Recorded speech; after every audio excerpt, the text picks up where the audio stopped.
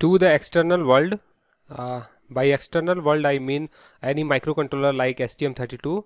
Our Ethernet controller IC, it is just like a device which has two parts. One is the register, the set of registers, and another is the buffer. So to the external world, this our Ethernet controller is something like a device which has two parts, the set of registers and a buffer. So now let us see what are these. So these the register, this set of registers, these are 8-bit wide registers, and through this register, this our STM32 commands this Ethernet module to do different things. And to get the status information about the Ethernet controller, our microcontroller STM32 microcontroller reads the register. So our interfacing code, the interfacing program should have provision for two function. One function which writes data from our STM32 microcontroller to the 8-bit register inside the Ethernet controller, and another function which helps our microcontroller or the STM32 to read one of the register, any of the register. So STM32 sends command to our driver, that is which register it wants to read, and the driver function reads that register which is present inside the Ethernet controller IC and returns its value to our microcontroller. In the same way, there are functions which specify which register to write, and the function writes the value to the specified register inside our Ethernet controller.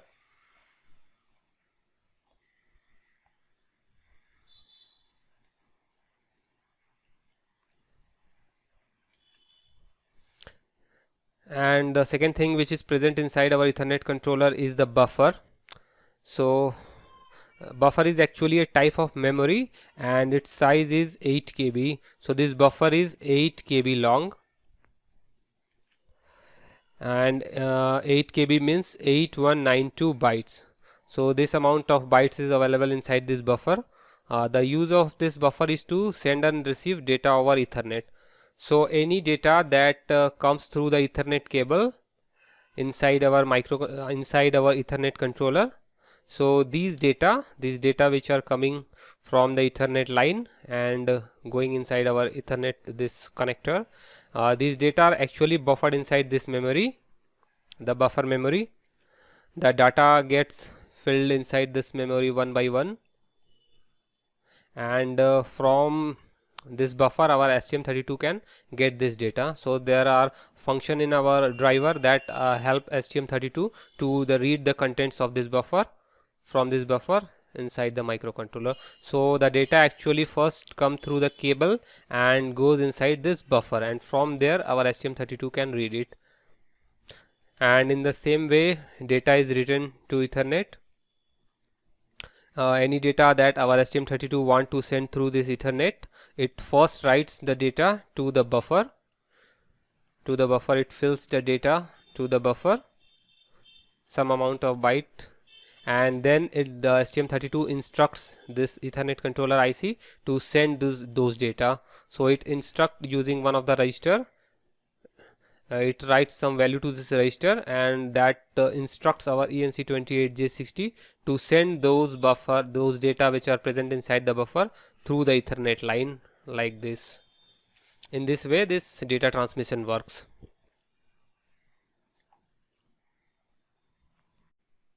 Now let us come to the register access part. So these registers are called control registers. So here I have opened the datasheet of the Ethernet controller ENC28J60, and I am on page 12. Here you can see I am on page 12. So here you can see all the registers which are present inside this controller. So you can see there are lots of registers. The registers are named like this: ER, DPTL, like this.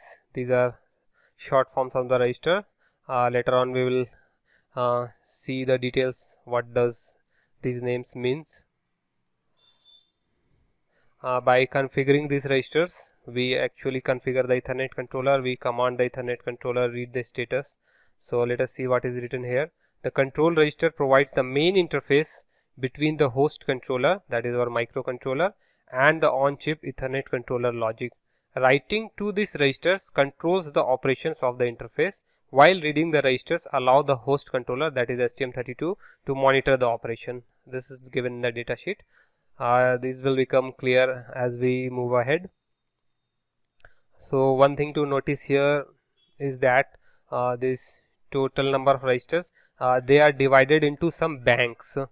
So like this, here you can see this is bank 0. So from here to here, this column, whole column, this holds one bank of the register. Similarly, there is bank 1, bank 2 and bank 3. So total there are 4 banks starting from bank 0 to bank 3. So total number of register is divided into 4 banks. We will see why this division is done, why these registers are divided into banks. And here are the address of the registers. From 00, 1, 2 in hexadecimal these are given. So if you count from here to here, it will come 32. Here it is also written, each bank is 32 bytes long.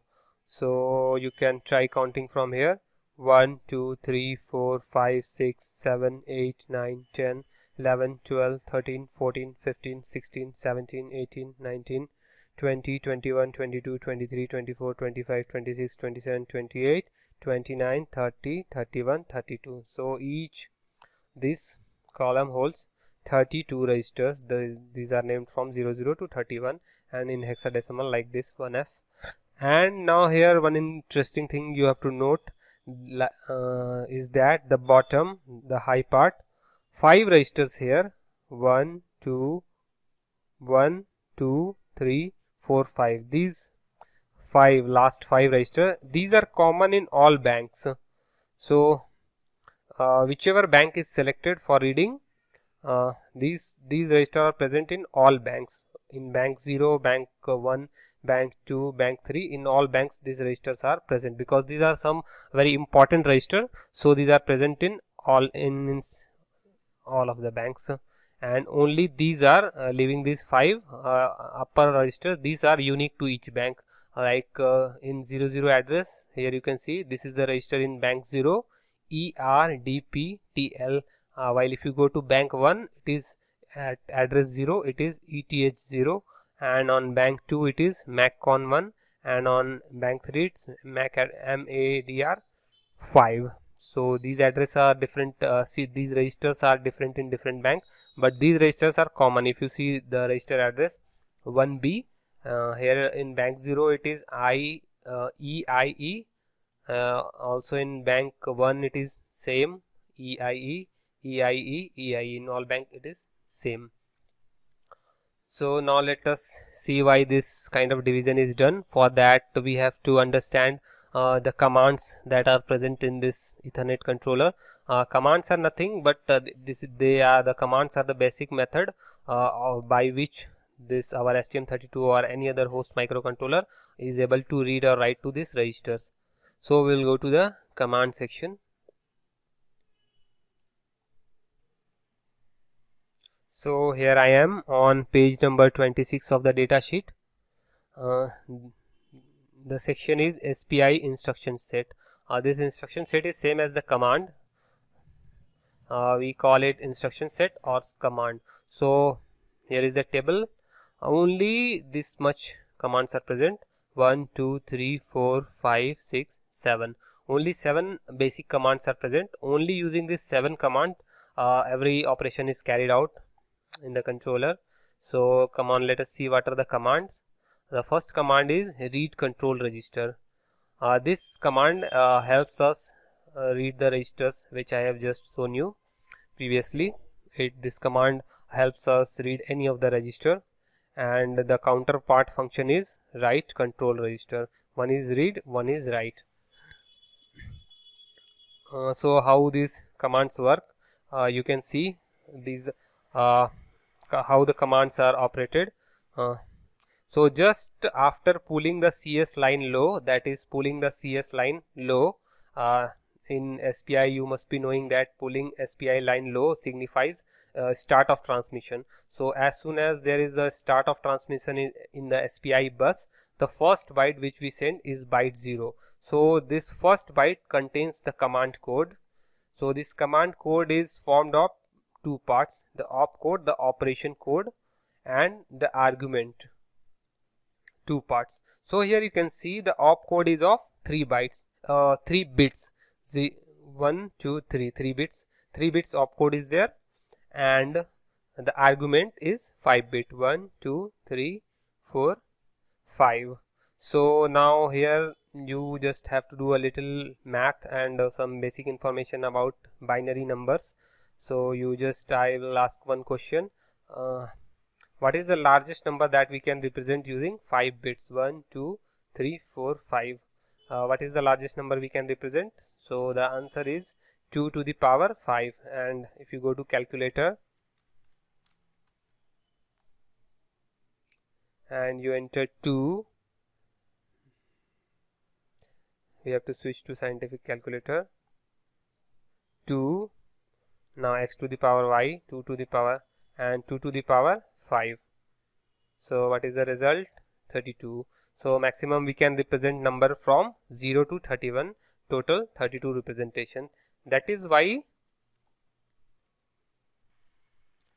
so from this argument, here in the argument area we can pass a number from 0 to 31. That is why the banks are of size, the maximum size of bank is 32. So one bank holds 32 register. That is the reason, because here in the argument section we can only specify number from 0 to 31, while the actual number of register is much larger, approximately 4 times that.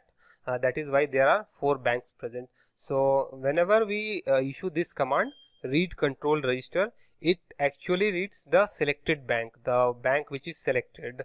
So you will question, you will want to know that how to select the bank. That I will show you later, how the bank is selected. For right now you just need to know that this command read control register or write control register writes to the currently selected bank. So the first thing before reading and writing any register is to switch the bank to select the proper bank where that register is present. And once that bank is selected, you can read and write any register in that bank. And if you want to write to some register which is present in some other bank, then first thing you need to do is to switch the bank, and then you can access that bank's register. So for optimization, what we do, we select one bank, say for example bank 0, and write all the register that we want to write in that bank, and after that we switch to second bank and configure the register there, and then switch to another bank, and we can write the register present there. That is why some register that I have told, the 5 register that are present at the bottom of the bank, those are common registers, so those can be accessed without switching bank. Any bank you are currently selected, whether it is bank 3 or bank 4, in whichever bank you are present, bank 4 is actually not present because banks are only available from bank 0, 1, 2 and 3. So you may be currently you have selected any bank, maybe bank 2, maybe bank 3, maybe bank 0. In any bank you can read or write those primary registers. That is why. Similarly, there are commands for reading and writing the buffer memory. This is the command read buffer memory and write buffer memory, which allows our STM32 microcontroller to read and write this buffer memory, which I have discussed earlier. And here are the opcodes: read buffer memory and write buffer memory. So in details I will go later how these functions work. Okay, and there are 3 more commands: bit filled set and bit filled clear. These are 2 utility functions that actually access this control register only, this control register. And these 2 functions, previously I have discussed functions that reads and writes, that read and write these registers, and these 2 commands, bit fill set, bit fill clear. These are utility functions. What actually these two command does, it allows us to set or clear any bit present inside this register directly. If you wish to set some particular bit, rather than writing the whole 8-bit value to it, if you want to modify few bits, like you want to set the bit or clear the bit, then these commands are used, bit fill set and bit fill clear. And one last command is the system soft reset command. This command, actually in our driver we don't need this command, as we are actually using the hardware reset pin that I have already discussed in the video in which we discussed the connection. So in that we use the physical reset pin of this Ethernet controller and tied it to a GPIO pin, so we can in the initialization phase we can easily reset our Ethernet controller IC ENC28J60 using that GPIO pin. Using that GPIO pin we send a falling edge or low level signal on the reset pin that actually resets the ENC28J60 and prepares it for new operation. So it is fresh, it is reset, every register is cleared to factory default value, and then we can begin our initialization. And this function performs the same reset function. If we have not tied that reset pin GPIO, then we can issue this command over SPI. It will do the same thing, it will reset the chip. Okay, so now let us come to the coding part. We have actually discussed all the theory, and now let us see how we will arrange our code and how we will write functions that will do all these things that we have discussed. One more thing we need to discuss before going any further is the division of these registers into groups. So what is written in the data sheet?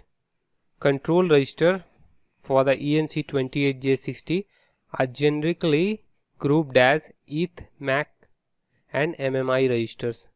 Register names starting with E belong to ETH group, that is the Ethernet group. Similarly, register names starting with MA belongs to the MAC group. So the MAC group register belongs to the name start with MA, and the register prefixed with MI belong to the MII group. So let us see here, these registers which are prefixed with E, all these are ETH registers. All these are ETH register, and from here, from bank 2, these registers, now the names are starting from M and not E, like this. So these are MAC registers, these are all MAC register, and this MI, these are MMI registers. You don't need to know very much about what are these registers, just you remember that the registers are divided into these groups, the ETH group, the MAC group and MMI group. Because why you want to remember this is that the command, the method which is used to read this register is different for different group. Basically the ETH registers are read in a different way, and this MAC and MMI registers are read in a different way. So actually there are two different ways to read the register. One applies to the ETH registers, all the registers whose name begins with E, while there is another method to read the register, and that method applies only to the MAC and MMI register. So any register whose name begins with M or MMI, you have to use another method, while for reading this ETH register, any register whose name starts with E, you have to follow another method. So what are those methods? That will be discussed later. Just remember about this division. So actually in our driver code there will be two different functions to read the register. One that will allow us to read the ETH register, while another method, another function, it will allow us to read the ETH and this MAC and MMI registers. Now let us see how we can implement this read control register and write control register functions in our driver code. So first we will implement read control register, which will allow us to read the register from ENC28J60 to our microcontroller. And so let us see here, its opcode is 000. So the first 3 bits should be like this, 000, and here it is the argument which register we wish to read. So we'll implement this function first. So to implement this function, first thing you have to do is to first you have to pull the CS line low to select this ENC28J60 chip. The first thing is to do to pull that line low, GPIO line low, then this chip will be selected, and after that you have to use SPI read write function to send this byte. Okay, so now let us see how to do it in practice. So these reading and writing function will be in the previous tutorials. We have created this folder and the details are given in the previous videos. Now we will create two files in this folder. This is the folder structure, this is the source folder. This folder is created by default by our IDE, and inside this I have created this folder to keep all ENC28J60 related files, and inside it I have a subfolder named IO, which has the IO functions which are actually the low level function which do the SPI read and write, SPI initialization, GPIO initialization, and GPIO read write. So those are actually done in the previous video. The link is given there. You can refer to those video in the those will give you the details regarding the creation of these folders and the files which are present inside this. Okay, so in this video we do not wish to touch any of this file. So what we'll do here, we need to create two files. First is the source file, and its name would be enc28j60.c file. This is our file,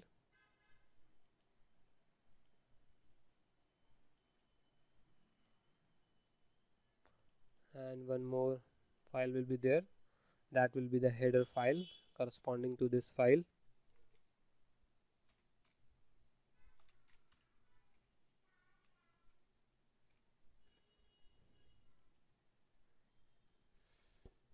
Done. So these two files are created.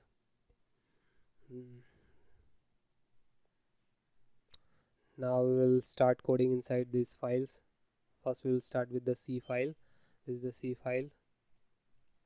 So the very first thing which we need to do here is to include our support IO files. We will not include any microcontroller related files here, like the HAL layer files, which those files are actually dependent on the microcontroller, and as I have previously discussed, that the top level driver file, this will be absolutely independent of the microcontroller. No microcontroller related code will be present inside this file. Okay, so only files we need to include is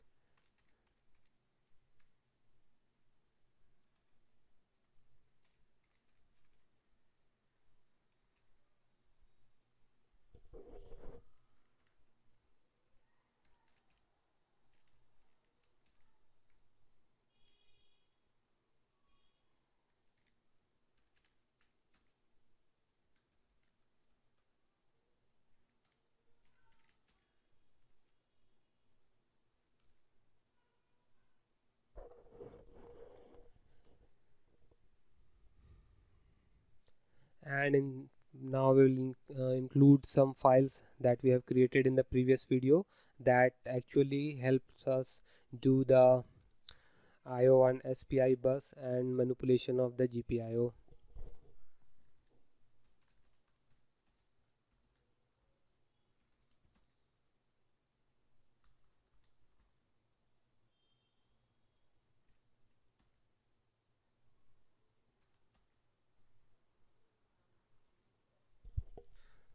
This header file is for all SPI related functions, the function that initializes the SPI port and do the data transaction over the SPI bus.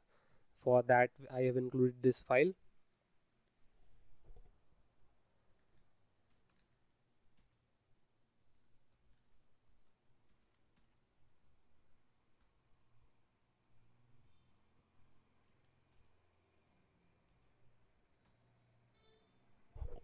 And this second file, this file has all the functions to initialize the GPIO pins which are connected to the reset and the chip select line, and also do the manipulations of those GPIO line. That means pulling those line up and pulling those line low to send signals to the Ethernet controller IC ENC28J60. Now this top level driver file, this will use services of these two files, lower level files. These are lower level hardware dependent file. So the first function that I would like to write here will be the initialization function.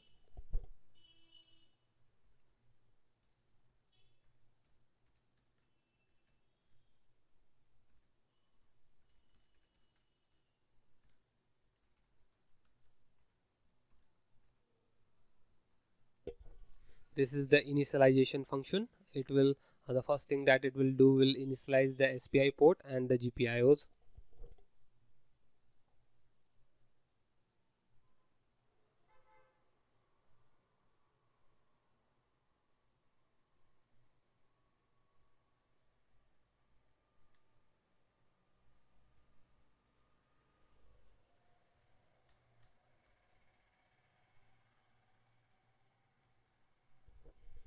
I call this function ENC28J60 IO init.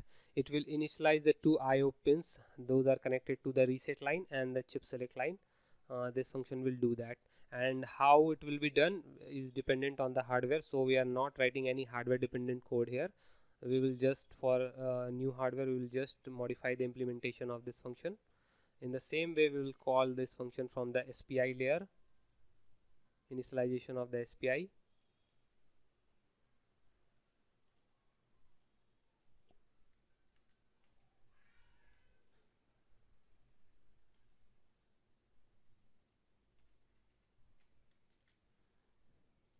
Done. And one thing you would notice here is that this function SPI init is not prefixed with this ENC28J60. This is because this SPI port, it is not hardly bound with ENC28J60. This same SPI port can be shared with other peripherals present on the board. This is the common method how SPI port is used. It is not used for a single peripheral, but it is shared.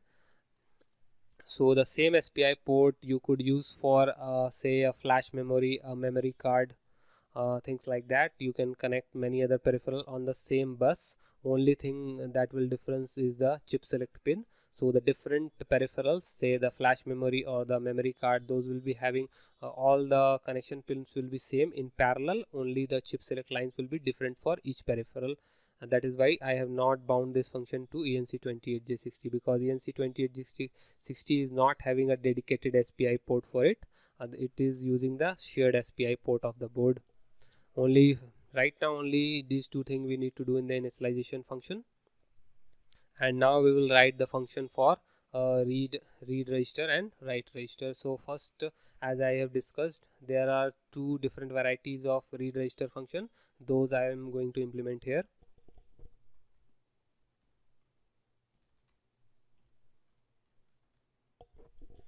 These data types like UINT8T, which means unsigned, U stand for unsigned, INT for integer, and for 8-bit integer this 8 stands here. So all these UINT8T, these are actually declared in this function, this standard library int types.h, which stands for integer type. This is the standard C function, so I have included to include support for these data types.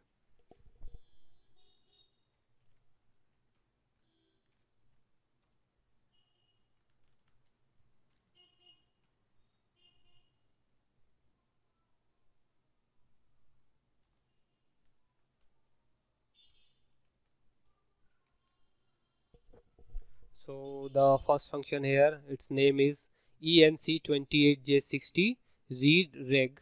Reg stand for register, and ETH because it reads the ETH group of register. Okay, so this is the function, and in the parameter we have to pass the register address of that register which we wish to read.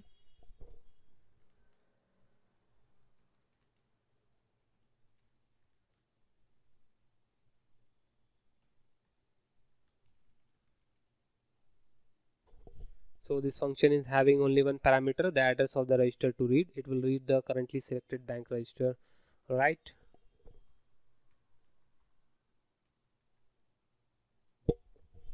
In the same way, we have to create one more function that will help us read the other group of register, that is the MAC register and the MMI register.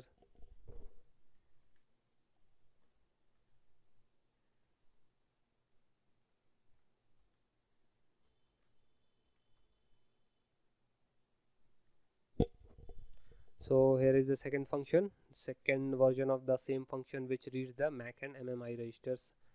Alright, so we will go deep and see the implementation.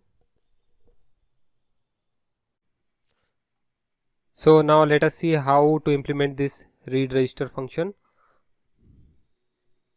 The first thing which I have done here is initialize two variable which is of type unsigned integer 8-bit, because all the data transaction on SPI bus is done over 8 bits. So there is one command which I initialize to 0, this variable cmd, which stand for command, and this is the reg value, that means the register value which is read from the ENC28J60 IC. To keep the temporary value that we have just read from the controller, we will keep it in this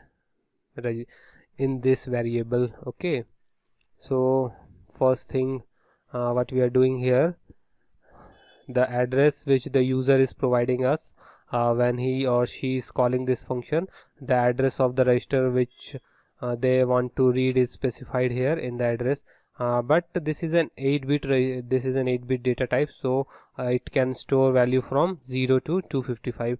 But as I have already discussed that the command to read and write the register, it takes argument of only 5 bits, so it supports only values from 0 to 32. So here I am masking the top high bits, okay, so that only the 5 bits remains. Okay, for that I am doing this bitwise operation. You should be knowing what is going on here. This 1F, actually if you convert to binary using calculator,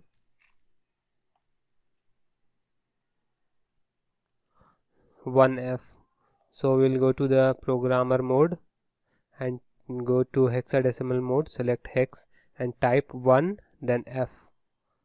So here you will get the binary representation. So here you can see this 8-bit number, 4 here and 4 here. So you can see that 1 2 3 4 5, last 5 bit, lower 5 bits are set to 1. So this 1F correspond to this binary value, and I am ANDing this using the AND operator and ANDing with the address, so it will mask out the high level bits, this MSB bits, and only these 5 bits will remain. So in this case this is like a security check, and after that to start SPI transaction I am calling this function ENC28J60 CS low. This will pull the CS pin low and signal to the controller, that is our Ethernet controller ENC28J60, that SPI transaction is about to begin. Okay, and then we will use this function SPI read write, that writes 1 byte to the SPI bus, and the command which I have built here we will send here, and after that we will do one more SPI read write, and this time we will pass a dummy value. This 00 is dummy value. This value will be written to the SPI bus, because whenever we want to read some value from SPI bus we have to write a dummy value to it, and this function will return us the value of the register which we have sent previously. And after that transaction is complete, so I will call ENC28J60 CS high. So this function actually releases the bus, and after that we return this value which we have read. So this is very simple function which allow us to read this register from inside the ENC28J60 controller. Now time to write the second function which help us read the MAC and MMI register. The implementation will be exactly the same.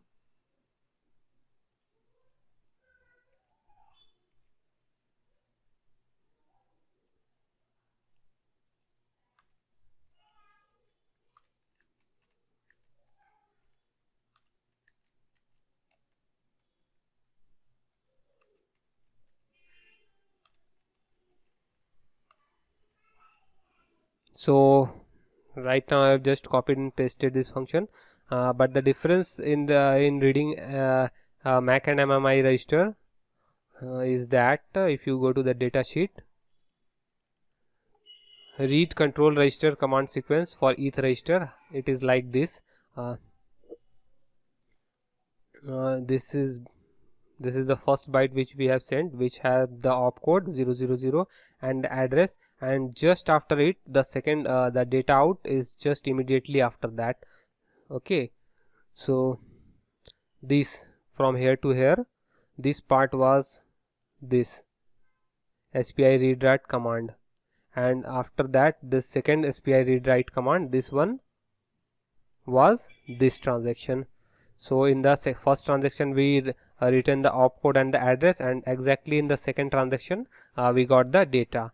But reading the control register of MAC and MMI register, how does it differ? You can see here that after the opcode, the address, the first byte is the dummy byte, while in this it was the actual byte. So we have to discard this byte, and this byte is the actual, second byte is the actual byte. So what we have to do is to copy and paste this function one more time. We have to call read once more. So actually in this transaction this register value, this will be a dummy value, so we cannot rely on that. So we call this SPI read write once again, and in the second time the value which was returned, this is the actual value of the MMI and MAC and MMI register. So we return this value. So this one is dummy and this one is actual. That's it. This was the basic difference. Now our this functions, basic function are complete. In later that is next we will going to see how to test whether these functions are working properly or not. For that we will read all the register and dump them to the serial port, and through which we will view the data on the some terminal application like real term that we have I have already discussed before in the previous video, how to set up the serial port. Okay.